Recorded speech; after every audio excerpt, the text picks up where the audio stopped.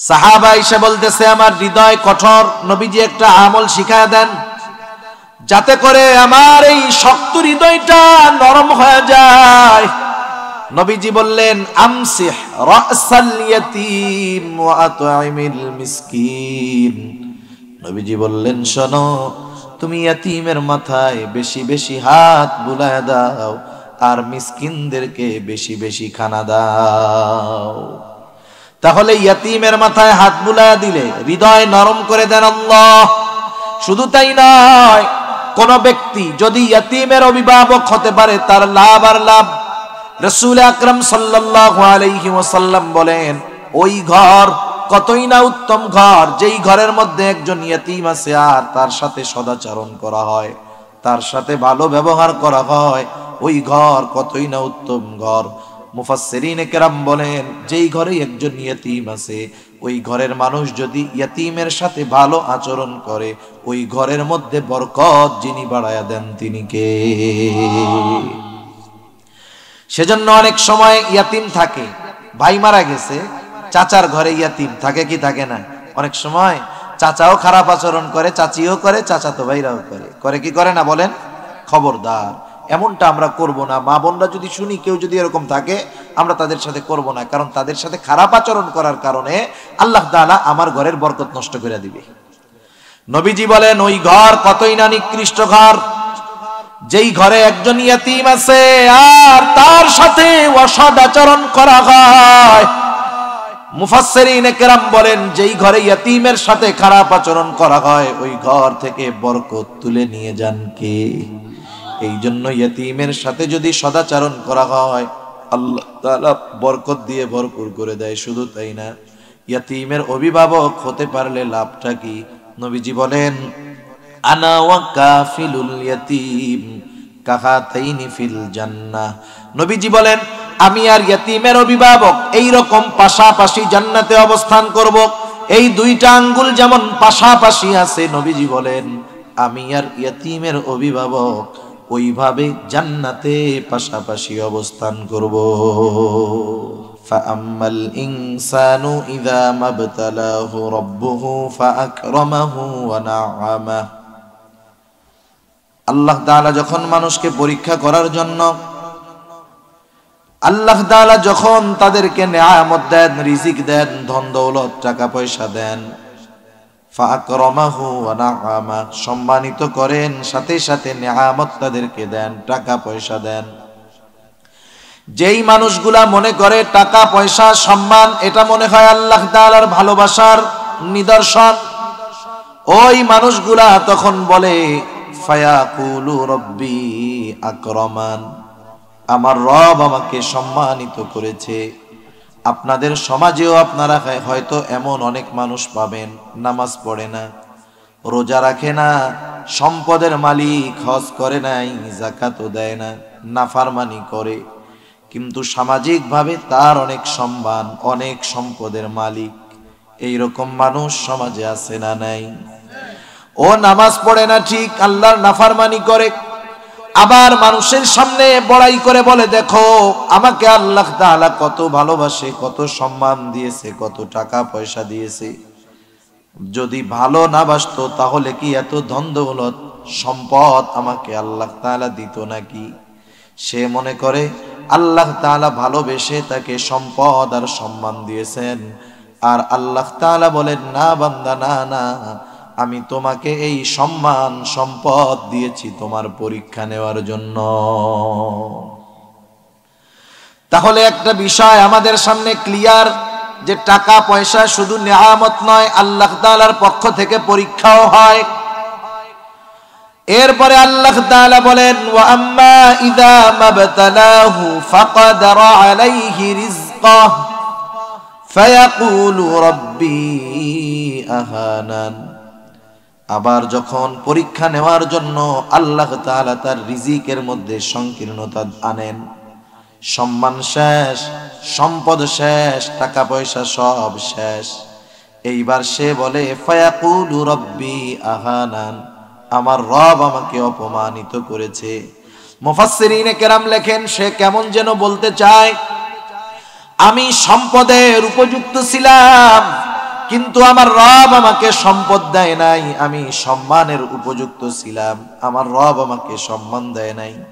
তার মানে তার রিজিক সংকীর্ণ হওয়ার কারণে সে আল্লাহ তাআলাকে দোষারোপ করে। নাউজুবিল্লাহ। সে বলে আমি এগুলোর যোগ্য ছিলাম কিন্তু আল্লাহ আমাকে দেয় নাই, তাইলে দোষারোপ করলো কাকে? অথচ আল্লাহ তাআলা বলেন আমি বান্দাকে রিজিক দিয়েও পরীক্ষা করি, আবার তার রিজিক সংকীর্ণতা দিয়েও আমি আল্লাহ তাআলা পরীক্ষা করি যে সর্বহালতে সে আমার উপরে সন্তুষ্ট থাকে কি না। বলেন তো, আমার আপনার ব্যাপারে কেউ যদি কোনো অপবাদ দেয়, যেই কাজ আমি আপনি করি নাই এমন কোন বিষয়ের অপবাদ যদি দেয়, আমি আপনি যদি এই বিষয়টা জানতে পারি যে এই অপবাদ দিল, যে এই কথাগুলো বলল, তার কথার জবাব আমরা দিব কি দিব না? অবশ্যই অপবাদের জবাব দিব। আমাকে আপনাকে যদি কেউ বিনা কারণে দোষারোপ করে অবশ্যই জবাব দিব। ওই যে মানুষগুলা বলে আমার রব আমাকে অপমানিত করেছে অথচ আমি সম্পদ সম্মানের উপযুক্ত ছিলাম, এইবার রব জবাব দিচ্ছে কাল্লা, কখনো নয়। তুমি যেই দাবি করতেছো যে তুমি সব কিছুর যোগ্য, আমি তোমারে দেই নাই, তুমি যে এই দাবি করতেছো আমাকে যে দোষারোপ করতেছো, তোমার দাবি কখনোই সঠিক নয়। বরং কোন কারণে তোমার এই পরিণতি, কোন কারণে তোমার রিজিকের সংকীর্ণতা? আল্লাহ তাআলা বলেন তোমার রিজিক সংকীর্ণতার এক নম্বর কারণ হলো বাল্লা তুকরিমুনাল ইয়াতীম। তোমার রিজিক সংকীর্ণতার এক নম্বর কারণ তুমি ইয়াতীমকে সম্মান করো না।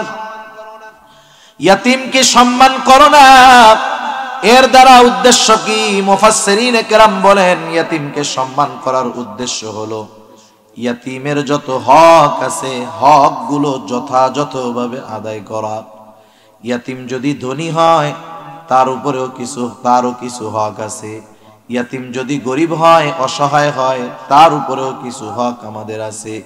এক নাম্বার হক ইয়াতীমদের সাথে, ইয়াতীম ধনী হোক আর গরিব হোক, অনেক সময় হয় না মা বাবা মারা গেছে, নাবালক বাচ্চা কিন্তু অনেক সম্পদ রেখে গেছে, তো ধনী ইয়াতীম। ইয়াতীম ধনী হোক আর গরিব হোক, সব ধরনের ইয়াতীমের সাথে সদাচরণ করা, ধমকের সুরে কখনো তাদের সাথে কথা না বলা। কারণ আল্লাহ তাআলা নবীজিকে বলার মাধ্যমে আমাদেরকে শিক্ষা দিয়েছেন। আল্লাহ তাআলা নবীজিকে বলেন ফাআম্মাল ইয়াতীমা ফালা তাকহার, নবী আপনি কখনো ইয়াতীমদের সাথে ধমকের সুরে কথা বলবেন না। নবীজি কখনো বলেন নাই, উদ্দেশ্য হলো আমাদেরকে শিক্ষা দেওয়া যে আমরা যেন কখনো ইয়াতীমদের সাথে ধমকের সুরে কথা না বলি। অনেক সময় আমরা ইয়াতীমদেরকে অপদস্থ করি, কষ্ট দেই। ইয়াতীমদের সাথে রূঢ় আচরণ করা, কঠোর ব্যবহার করা, এটা আবু জেহেল মার্কা কাফেরদের স্বভাব। আল্লাহ তাআলা কোরআনুল কারীমের সূরা মাউনের শুরুতে কাফেরদের কয়েকটা দোষ ত্রুটির কথা বর্ণনা করেন। এর মধ্যে একটা হলো আল্লাহ তাআলা বলেন ফাযালিকাল্লাযী ইয়াদউল ইয়াতীম, কাফেররা ইয়াতীমদের ঘাট ধাক্কা দিয়ে বের করে দেয়, খারাপ আচরণ করে। সেজন্য ইয়াতীম ধনী হোক আর গরিব হোক, সব অবস্থায় আমরা ইয়াতীমদের সাথে ভালো আচরণ করব। একজন ইয়াতীম ধনী, টাকা পয়সা আছে, তার বাবা নাই, আমি আপনি যদি তার সাথে খারাপ আচরণ করি তার কলিজায় আঘাত লেগে যাবে। সে তখন চিন্তা করবে আজকে যদি আমার আব্বু বেঁচে থাকতো তাহলে আমার সাথে এইভাবে কেউ খারাপ আচরণ করার সুযোগ পাইত না। সেই জন্য খবরদার, ইয়াতীমকে যদি কেউ কষ্ট দেয় এই কষ্ট আর সে আজিম পর্যন্ত পৌঁছায়া যায়। এই জন্য ইয়াতীম ধনী হোক আর গরিব হোক, ইয়াতীমের সাথে সর্ব অবস্থায় সদাচরণ করা। নবীজি সাল্লাল্লাহু আলাইহি ওয়াসাল্লামের কাছে একজন আসছে, এসে বলতেছে ইয়া রাসূলুল্লাহ, আমার অন্তরটা বড় কঠোর, আপনি একটু আমাকে আমল শিখায় দেন যাতে করে আমার হৃদয়টা নরম হয়ে যায়। একজন সাহাবী এসে বলতেছে আমার হৃদয় কঠোর। তাদের তুলনায় আমাদের হৃদয় কতটা কঠোর একটু চিন্তা করে দেখেন। এখন তো এমন সময় রোডে যদি কেউ অ্যাক্সিডেন্ট করে, দুর্ঘটনায় পড়ে, বিপদে পড়ে, আগে মোবাইল বাইর করে ভিডিও করে, কারটা বেশি ভাইরাল হবে, ঠিক না? পানির মধ্যে চুবনি খাইয়া মরতেছে, এক লাফ দিয়া টাইনা লোকটারে বাঁচানো যায়, আগে ভিডিও করে লাইভে বলে, দেখেন দেখেন আমি অমুক জায়গা থেকে লাইভে এসেছি, এই যে একজন পানির মধ্যে ডুইবা মরতেছে। অথচ হৃদয়টা কতটা পাষণ্ড হয়ে গেছে, একটু লাফ দিয়ে সাঁতার জানে, পানিতে নেমে লোকটারে বাঁচাইতে পারে, কি করে ওইটা দেখে না। সাহাবা এসে বলতেছে আমার হৃদয় কঠোর, নবীজি একটা আমল শিখায় দেন যাতে করে আমার এই শক্ত হৃদয়টা নরম হয়ে যায়। নবীজি বললেন আমসিহ রাসাল ইয়াতীম ওয়া আত'ইমিল মিসকিন। নবীজি বললেন শোনো, তুমি ইয়াতীমের মাথায় বেশি বেশি হাত বুলায় দাও আর মিসকিনদেরকে বেশি বেশি খানা দাও। তাহলে ইয়াতীমের মাথায় হাত বুলায় দিলে হৃদয় নরম করে দেন আল্লাহ। শুধু তাই নয়, কোন ব্যক্তি যদি ইয়াতীমের অভিভাবক হতে পারে তার লাভ আর লাভ। রাসূল আকরাম সাল্লাল্লাহু আলাইহি ওয়াসাল্লাম বলেন ওই ঘর কতই না উত্তম ঘর, যেই ঘরের মধ্যে একজন ইয়াতীম আছে আর তার সাথে সদাচরণ করা হয়, তার সাথে ভালো ব্যবহার করা হয়, ওই ঘর কতই না উত্তম ঘর। মুফাসসিরিনে কেরাম বলেন যেই ঘরে একজন ইয়াতীম আছে, ওই ঘরের মানুষ যদি ইয়াতীমের সাথে ভালো আচরণ করে, ওই ঘরের মধ্যে বরকত যিনি বাড়ায়া দেন তিনি কে? সেজন্য অনেক সময় ইয়াতীম থাকে, ভাই মারা গেছে, চাচার ঘরে ইয়াতীম থাকে কি থাকে না? অনেক সময় চাচাও খারাপ আচরণ করে, চাচিও করে, চাচাতো ভাইরাও করে কি করে না বলেন? খবরদার, এমনটা আমরা করব না। মা বোনরা যদি শুনি কেউ যদি এরকম থাকে, আমরা তাদের সাথে করব না, কারণ তাদের সাথে খারাপ আচরণ করার কারণে আল্লাহ তাআলা আমার ঘরের বরকত নষ্ট করে দিবে। নবীজি বলেন ওই ঘর কতই না নিকৃষ্ট ঘর, যেই ঘরে একজন ইয়াতীম আছে আর তার সাথে অসৎ আচরণ করা হয়। মুফাসসিরিনে কেরাম বলেন যেই ঘরে ইয়াতীমের সাথে খারাপ আচরণ করা হয়, ওই ঘর থেকে বরকত তুলে নিয়ে যান কে? এই জন্য ইয়াতীমের সাথে যদি সদাচরণ করা হয়, আল্লাহ তাআলা বরকত দিয়ে ভরপুর করে দেয়। শুধু তাই না, ইয়াতীমের অভিভাবক হতে পারলে লাভটা কি? নবীজি বলেন আনা ওয়া কাফিলুল ইয়াতীম কাহাতাইনি ফিল জান্নাহ। নবীজি বলেন আমি আর ইয়াতীমের অভিভাবক এই রকম পাশাপাশি জান্নাতে অবস্থান করব। এই দুইটা আঙ্গুল যেমন পাশাপাশি আছে, নবীজি বলেন আমি আর ইয়াতীমের অভিভাবক ওইভাবে জান্নাতে পাশাপাশি অবস্থান করব। তাহলে দেখেন একজন ইয়াতীমের অভিভাবক হইলে লাভ। শুধু তাই না, কেউ যদি ইয়াতীমের সম্পদের রক্ষণাবেক্ষণকারী হয়, অভিভাবক হয়, খবরদার কখনো এমন চিন্তা করব না যে ইয়াতীম, ওর তো অনেক সম্পদ, বড় কেউ নাই, আমি তোর অভিভাবক, ওর সম্পদগুলো যে কোনো পদ্ধতিতে আমি আমার কাছে নিয়ে আসি। খবরদার, কেউ যদি এমনটা করে, এক নম্বরে তো বান্দার হক নষ্ট করা হবে। আর কেউ যদি দুনিয়ায় বান্দার হক নষ্ট করে, নবীজি জানায়া দেন কিয়ামতের দিন সবচাইতে নিঃস্ব ব্যক্তি হবে ওই লোকটা। কারণ কিয়ামতে তো টাকা পয়সা জমি জাতি নাই, মানুষের হক পূর্ণ করতে হবে নিজের নেক আমল দিয়ে। যদি নেক আমল না থাকে, যার হক নষ্ট করছে তার গুনাহ নিয়ে এই হকগুলো আদায় করতে হবে। সাথে সাথে ইয়াতীমের হক যদি কেউ খায়, সম্পদ যদি কেউ খায়, এটা জঘন্য। এক নাম্বার বান্দার হক নষ্ট করা হয়। দুই নাম্বার আল্লাহ তাআলা বলেন ইন্নাল্লাযীনা ইয়াকুলুনা আমওয়ালাল ইয়াতামা যুলমা ইন্নামা ইয়াকুলুনা ফি বুতুনিহিম নারা ওয়া সায়াসলাউনা সাঈরা। আল্লাহ তাআলা বলেন নিশ্চয়ই যারা অন্যায়ভাবে ইয়াতীমের সম্পদ ভক্ষণ করে, ইন্নামা ইয়াকুলুনা ফি বুতুনিহিম নারা, সে কেমন যেন আগুন দিয়ে তার পেট ভরপুর করে। আপনারাই জবাব দেন, আগুনের স্থান জান্নাত নাকি জাহান্নাম? নিঃসন্দেহে জাহান্নাম। আল্লাহ তাআলা বলেন ওয়াসায়াসলাউনা সাঈরা, অচিরেই তার আবাসস্থল হবে জাহান্নাম। সেজন্য আমরা ইয়াতীমের সাথে সদাচরণ করব, আল্লাহ তাআলা বলেন 2 নাম্বার তোমাদের রিজিক সংকীর্ণতার কারণ, ওয়ালা তাহাদ্দুনা আলা তুআমিল মিসকিন, যে তোমরা মিসকিনদেরকে খানা প্রদানে উৎসাহ দাও না।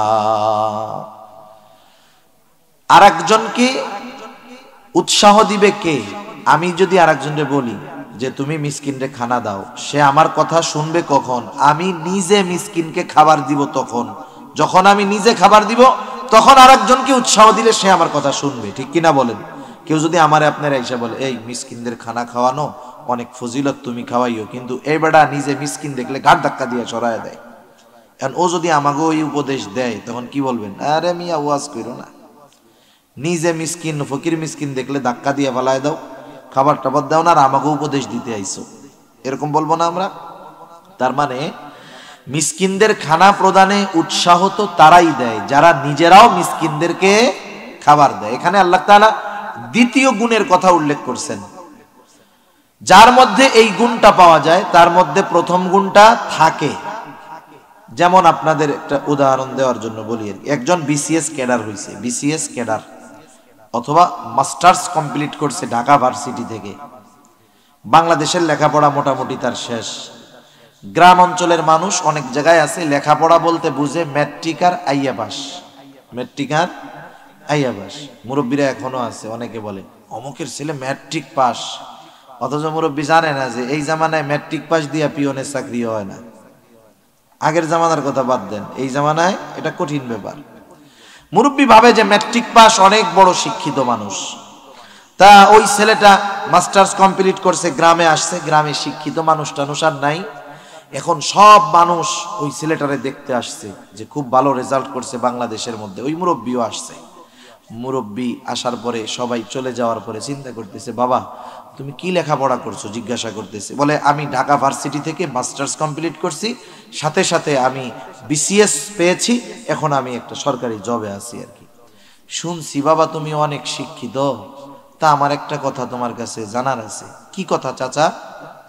এখন চাচা মুরব্বী, চাচা তো বোঝে যে শিক্ষিতকে ম্যাট্রিক আর আইএ পাস যে সে, এখন জিজ্ঞাসা করতেছে তুমি তো মাস্টার কমপ্লিট করছো, তুমি কি ম্যাট্রিক পাস করছিলা বাবা?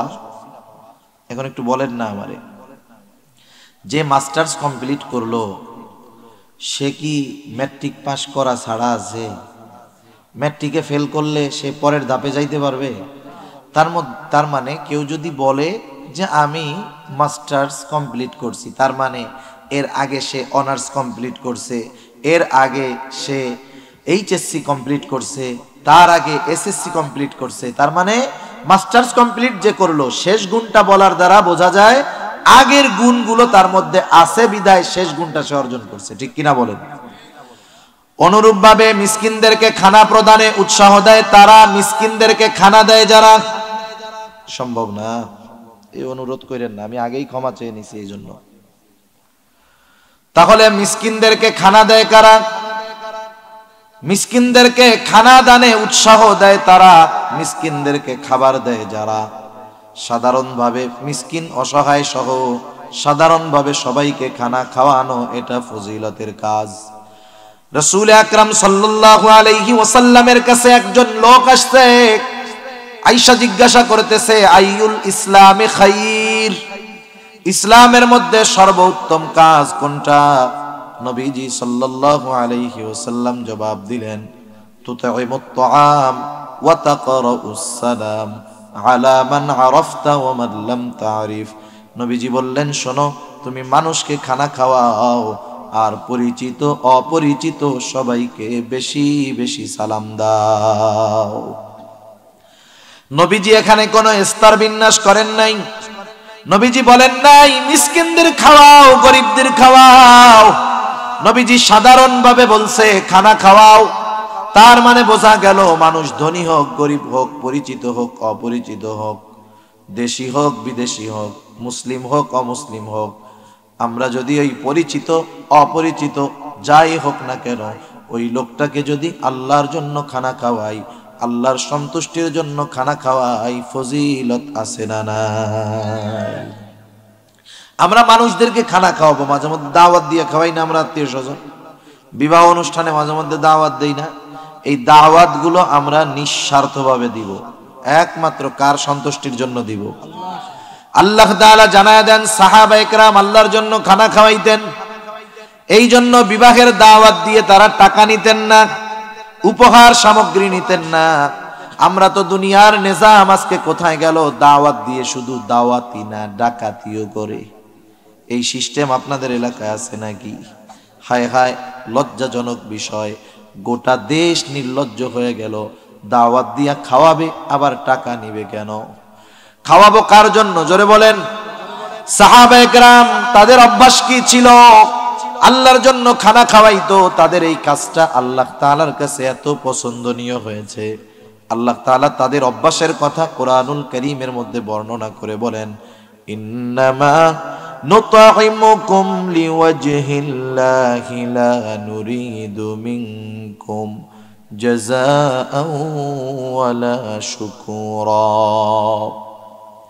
আল্লাহ তাআলা বলেন, তারা বলে ইন্নামা নুতাইমুকুম লিওয়াজহিল্লাহ, তারা বলে আমরা তোমাদেরকে আল্লাহর জন্য খানা খাওয়াইছি। খানা যেহেতু আল্লাহর সন্তুষ্টির উদ্দেশ্যে খাওয়াইছি, লা নুরিদু মিনকুম জাযা, আমরা তোমাদের কাছে কোনো প্রতিদান চাই না। প্রতিদান তো বহুদূর। অনেক সময় আমরা মানুষের উপকার করে উপকার ফিডব্যাক আশা করি, চিন্তা করি ওরেও খাওয়াইলাম, ও আমারেও খাওয়াইবে। অনেক সময় মানুষ যদি উপকার করার পর আমার কোনো উপকার না করে, আমরা অনেক সময় বলি দেখ কেমন লোকের লোক, একটু চা খাওয়াইলো না, চা খাওয়ানো বহুদূর, একটা ধন্যবাদও পর্যন্ত দিল না। বলি কি বলি না? ধন্যবাদ মানে কি? কৃতজ্ঞতা। আমি আপনার উপকার করলাম, আপনি আমার উপকার করলেন, আমি বললাম যে ধন্যবাদ ভাই, আমি খুব খুশি হইলাম। এটাকে বলে কি? কৃতজ্ঞতা, মানে শুকরিয়া আদায় করা মানুষের। সাহাবায়ে কেরাম বলে আমরা তো তোমাদেরকে আল্লাহর জন্য খানা খাওয়াইছি, লা নুরিদু মিনকুম জাযা, তোমাদের কাছে আমরা কোনো প্রতিদান চাই না, প্রতিদান তো বহুদূর, ওয়ালা শুকুরা, তোমরা আমাদের খানা খেয়ে আমাদের কৃতজ্ঞতা প্রকাশ করো, আমাদেরকে ধন্যবাদ দাও, এটাও আমরা চাই না। কারণ তোমাদেরকে আমরা খানা কার জন্য খাওয়াইছি? আরো জোরে বলেন না, কার জন্য? যেহেতু আল্লাহর জন্য খানা খাওয়াইছি, প্রতিদান যিনি দিবেন তিনি কে? সেজন্য অনেক সময় আমরা ফকির মিসকিন অসহায় গরিব মানুষকে দান করি 20টা টাকা দিলাম, দিয়া বলি দোয়া করেন, খবরদার এটা কমু না। কারণ আমি যদি 20 টাকা তার কাছে দিয়েই, আমি তো তার কাছ থেকে দোয়া প্রতিদান হিসাবে চাইলাম, আমি দিব, নিয়ত করব, বলবো আল্লাহ আপনার জন্য দান করলাম, এর প্রতিদান দুনিয়ার কারো কাছে চাই না, প্রতিদান দিবেন আপনি আল্লাহ। সাথে সাথে এই বিষয়টা খেয়াল রাখবো, যদি খাবারটা মিসকিন অসহায়দেরকে খাওয়াই, ফজিলত বেশি না কম? কত বেশি? মিসকিনদের খানা না দেওয়া এটা হলো কাফেরদের কাজ, মিসকিনদের খাবার দেওয়া এটা হলো মুমিনের কাজ। মিসকিনদের খাওয়াইলে, অপরকে খানা খাওয়ানোর জন্য উৎসাহ দিলে রিজিক আল্লাহ প্রশস্ত করে দেয়। আর যদি নিজেও না খাওয়ায়, আর একজনকেও উৎসাহ যদি না দেয়, রিজিক সংকীর্ণ করে দেন যিনি তিনি কে?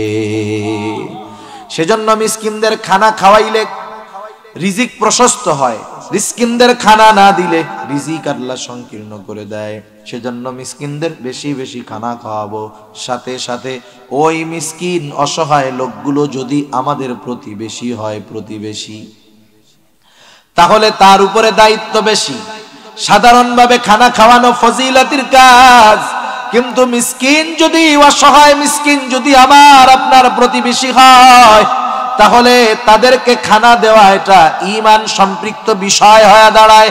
কারণ নবীজি সাল্লাল্লাহু আলাইহি ওয়াসাল্লাম বলেন, লাইসাল মুমিন আল্লাযী ইয়াশবাউ, নবীজি বলেন ওই ব্যক্তি মুমিন নয় যে নিজে পেট পুরে খায় আর তার প্রতিবেশী অভুক্ত থাকে। নবীজি বলেন নিজে পেট ভরে খাইতাছি, নবীজি কি বলেন? যে ওই লোকটা আসল মুমিন নয়। তাহলে মিসকিনদের খানা খাওয়ানো সাধারণ কোনো বিষয় নয়, প্রতিবেশী যদি হয় ঈমান সম্পৃক্ত বিষয়। এজন্য আমরা প্রতিবেশীদের দিকে খেয়াল রাখবো। আল্লাহ রাসূল সাল্লাল্লাহু আলাইহি ওয়াসাল্লাম বলেন, তোমরা তরকারি রান্না করার সময় একটু ঝোল বাড়ায়া দিবা, পানি বাড়ায়া দিবা। কেন? যাতে করে তুমি তোমার প্রতিবেশীর খোঁজ খবর নিতে পারো। 3 নাম্বার কারণ, ওয়াতাকুলুনা তুরাসা আকলাল লাম্মা, ওয়ারিসি সম্পদ সব তোমরা একা ভক্ষণ করে ফেলো। বাবা মারা যাওয়ার পর বাবার সম্পদের মধ্যে ছেলের যেমন হক, মেয়েরও তেমন হক আছে। আল্লাহ তাআলা বলেন, ইউসিকুমুল্লাহু ফি আওলাদিকুম লিযযাকারি মিসলু হাযিল উনসায়াইন। আল্লাহ তাআলা বলেন, তিনি তোমাদেরকে ওসিয়ত করতেছেন। আল্লাহ তাআলা ওসিয়ত করতেছেন মানে এটা হলো চূড়ান্ত রায়। জজ কোর্টে যদি কোনো রায় দেয়, এটা কিন্তু আপিল করা যায় হাইকোর্টে। হাইকোর্ট যদি কোনো রায় দেয়, এটা আবার আপিল করা যায় রাষ্ট্রপতির কাছে। তার মানে দুনিয়ার কোর্টের রায় পরিবর্তন হতে পারে, কিন্তু আল্লাহ তাআলা যেই রায় চূড়ান্তভাবে দিয়ে দিলেন, দুনিয়ার কোনো বিচারকের ক্ষমতা নাই এই রায়ের ন্যূনতম পরিবর্তন করবে। আল্লাহ তাআলা জানায় দিলেন, আল্লাহ তাআলা বলেন, ইউসিকুমুল্লাহ, আল্লাহ তাআলা তোমাদেরকে ওসিয়ত করতেছেন মানে চূড়ান্ত নির্দেশ দিচ্ছেন, ফি আওলাদিকুম, তোমাদের সন্তানদের ব্যাপারে। কি নির্দেশ? লিযযাকার মিসলু হাযিল উনসায়াইন, তোমাদের ছেলেদের জন্য মেয়েদের দ্বিগুণ। তার মানে 2 জন মেয়ে যেই পরিমাণ সম্পদ পাবে, একজন ছেলে সেই পরিমাণ সম্পদ পাবে। বলেন তো, এই বন্টন নীতি দুনিয়ার কোনো মানুষের নাকি আল্লাহর? সুতরাং এই বন্টন নীতির মধ্যে পরিবর্তনের কোনো সুযোগ নাই। আফসোসের ব্যাপার, আমাদের সমাজে অনেক মানুষ আছে যারা আল্লাহ প্রদত্ত এই অধিকার, এই হকটা নিজেদের বোনদেরকে দেয় না, বঞ্চিত করে। আছে না নাই? বাবা মারা যাওয়ার পর দায়িত্ব কি? প্রথম দায়িত্ব হলো তার সম্পদ থেকে তার দাফন কাফনের ব্যবস্থা করা। এরপরে যদি সে ঋণ থাকে, তার ঋণগুলো পরিশোধ করা। এরপরে তার যেই সম্পদ আছে, মৃত্যুর আগে যদি কোনো ওসিয়ত করে, ওসিয়ত যা তার সমুদয় সম্পদের 3 ভাগের 1 ভাগ অথবা তার কম, সর্বোচ্চ 3 ভাগের 1 ভাগ এই পরিমাণ যদি হয়, অথবা তার কম যদি হয়, তাহলে ওসিয়ত পূরণ করা। যদি সব সম্পদের ব্যাপারে ওসিয়ত করে, সব ওই জায়গা দিয়ে দিও, তাহলে ওসিয়ত হবে না। ওসিয়ত হবে কতটুকুর মধ্যে? মূল সম্পদের 3 ভাগের সর্বোচ্চ 1 ভাগ পর্যন্ত। এরপরে আর ওসিয়ত থাকবে না।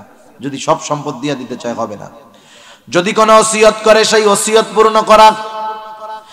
এরপরে অবশিষ্ট সম্পদ উত্তরাধিকার যারা আছে বাবার, তাদের মধ্যে বন্টন করে দেওয়া। সমাজে অনেক ভাই আছে, 1 ভাই 2টা বোন, বিবাহ হয়ে গেছে। বাবার দায়িত্ব ছিল বোন 2টাকে বিবাহ দিয়ে দিল। বোন 2টা শ্বশুর বাড়িতে ভালোই আছে, মাঝে মধ্যে ভাইয়ের বাড়িতে বেড়াতে আসে, কিছু খায় দায়, 2-4 দিন থেকে চলে যায়। 2-4-10 বছর পর বোন এইবার ভাইয়ের কাছে এসে বলে, ও ভাই, 10টা বছর বাবার সম্পদে তোমাদেরও হক, তোমারও হক, আমাদেরও হক। 10 বছর দোকান ভাড়া খাইছো, জমিনের ফসল খাইছো, কোনো আপত্তি নাই।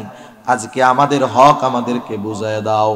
বলেন তো, বোনেরা এসে 10 বছর পরে যখন তাদের হক নিতে চায়, যেই হকটা ফিরাইয়া দেওয়া আমাদের দায়িত্ব ছিল, বোনরা এসে যদি ওই যে পিতার উত্তরাধিকার সূত্রে, ওয়ারিস সূত্রে যেই সম্পদগুলো পাইতো, তারা যদি এসে ফেরত চায়, বলেন তো ভাই খুশি হয় না বেজার হয়?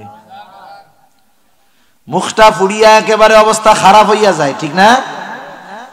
অথচ চিন্তা করার দরকার, এই সম্পদ তার ভোগ করার কোনো অধিকার নাই। সেই জন্য ভাইরা আমার, ওই ধরনের সম্পদগুলাও কিন্তু আমাদের কাছে আমানত। এগুলো ফেরত দিয়ে দিতে হবে, নাইলে কিয়ামতের ময়দানে কিন্তু হিসাব বড় কঠোর। অন্যায়ভাবে যদি নিজে ওগুলো ভক্ষণ করি, নবীজি বলেন, কেউ যদি অন্যায়ভাবে কারো 1 বিঘত সম্পদ দখল দেয়, কিয়ামতের দিন আল্লাহ তাআলা 7 তবক জমিন তার গলার সাথে পেঁচায়া দিবে।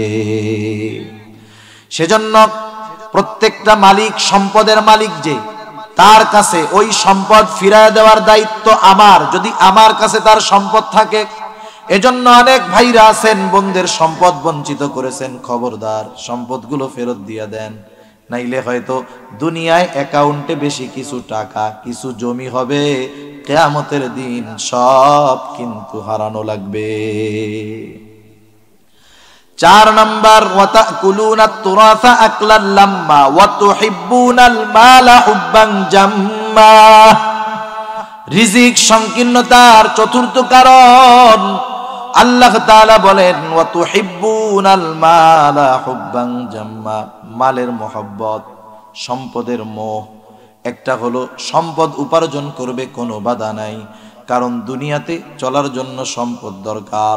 যেমন নৌকা চলার জন্য পানির প্রয়োজন, পানি ছাড়া নৌকা চলে না। দুনিয়ায় চলার জন্য সম্পদ প্রয়োজন। যেই নৌকা চলার জন্য পানির প্রয়োজন, ওই পানি যদি নৌকার মধ্যে ঢুকে যায় তাহলে ওটা নৌকা ধ্বংসের কারণ হয়ে যায়।